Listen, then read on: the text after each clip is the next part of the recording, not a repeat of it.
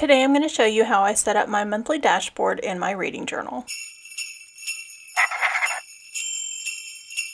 Hey y'all, welcome back to Dots and Beyond. My name is Beth and today we are going to set up January for 2023 in my new reading journal. This is the one that I have set up with an Edgar Allan Poe theme. And when last we met, I had stamped a header for this journal that said 2022. Several of you pointed that out to me. I did catch it, I just didn't catch it until after filming. So just showing you really quickly that that is fixed. And then we're just going to flip through these pages that I have set up as we head toward January, because I do need to stop and fill in my January theme on our Poe Picks page. I do have a little sneak peek of that over here to my left, and I am going to be reading Edgar Allan Poe's The Black Cat for January. To write that in, I'm not going to use anything fancy. This is my everyday go-to pen, which is a Sharpie S Gel. My Poe Picks for 2023 are a combination of those that I have read before and those that I have not. I did sort of trend towards the longer length ones just to give me a little bit of a challenge, as most Poe short stories and poems can be knocked out in a single quick sitting. Flipping past these last few annual spreads, and y'all, my monthly dashboard is a super simple setup that keeps me on track with my Poe challenge and moves me forward to what I'm going to read in the month. For the supplies I'm using in this video, I am going to go very monochromatic. I have got some black and white washi tape, some thin ones if I can hang on to it, as well as some thicker ones, and then I'm also going to use some black and gray Tombow markers, again keeping everything as simple as possible. My one little touch of pizzazz is going to be some gold, so I do have a Uniball gold gel pen as well as a dot marker, and I'm going to share a little gold gel pen trick I haven't shared in a while.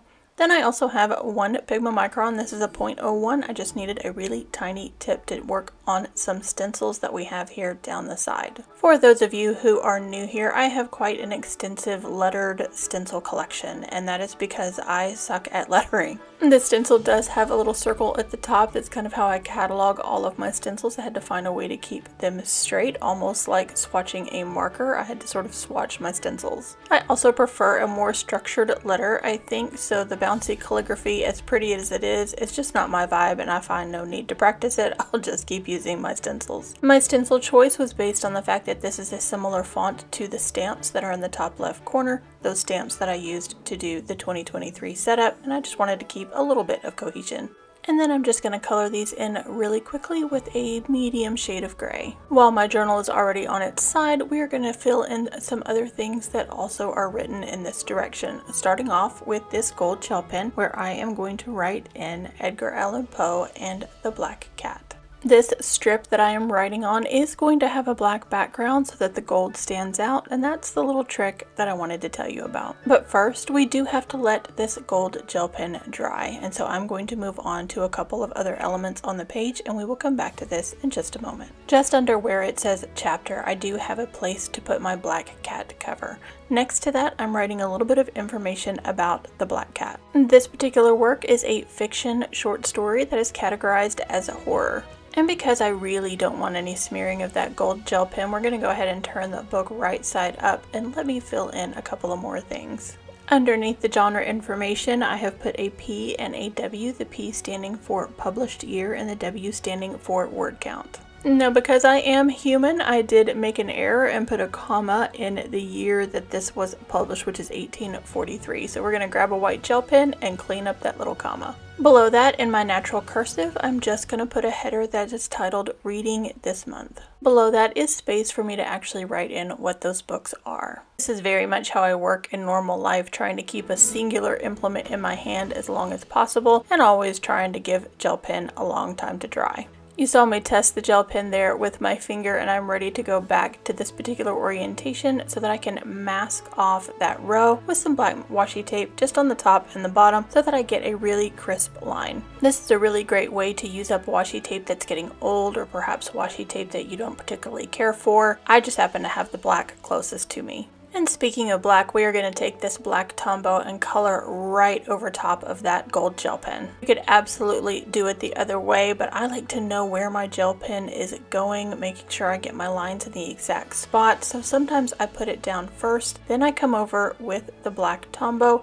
or any other black watercolor marker, and what happens is that black ink is going to separate around that gold gel pen and leave it behind. This is super helpful if you are trying to do something intricate that has a black background and gold on top. Now I'm going to peel off that washi tape for that crisp clean line, and sometimes I do choose to come back over those letters just to give them a little extra shine. With the header in place, I am going to frame this page with some washi tape on either side. This black and white washi tape came in a set that I used for the 2023 setup. It's titled Black and White Poet Society and is available on Amazon. And since someone asked, I am cutting this with a palette knife that I picked up at the Dollar Tree here in the US. I did cut this one side a little rough, but I'm okay with it, so I hope you're okay with it too. That is it for washi and stencils or any other sort of supplies that seem a little extraneous.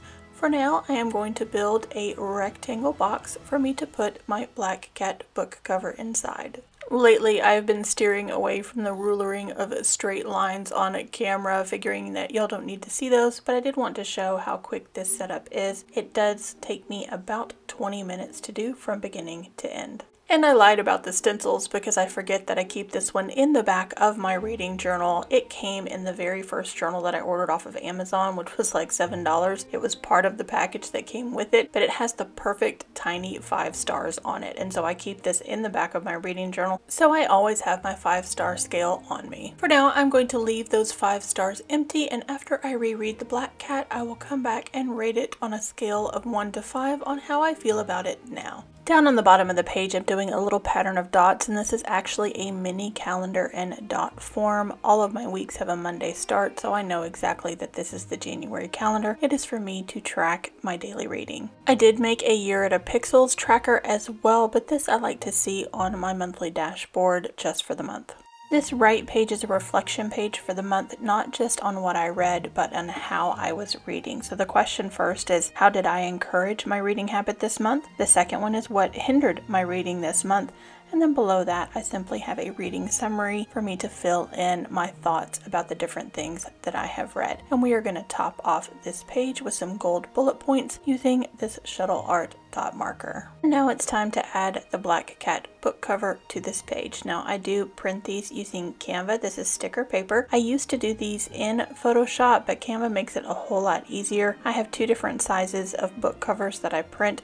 There's the larger one for the books that I have actually read, and then there are these smaller ones that I put back here on my backlist. All I have to do is copy and paste them into a Canva template that's full of a bunch of empty frames, and once you put the photograph in there, it pops down to the right size. I don't always use sticker paper, though I do prefer it. Sometimes I just need to print a single one or just 2 of them, and I won't waste a sheet of sticker paper for that. I'll just use regular printer paper. But of course, sometimes when using the sticker paper, I don't even line it up correctly, and I get my book cover in there at a little bit of a wonky angle. I was also planning to stop here, but as is the case with most of the spreads that I set up these days, I do want to have a little bit of contrasting between lines. And so using an N89 Tombow dual brush pen, which is very light, I have added those light lines. It also adds a little bit of more interest to the page when it is empty.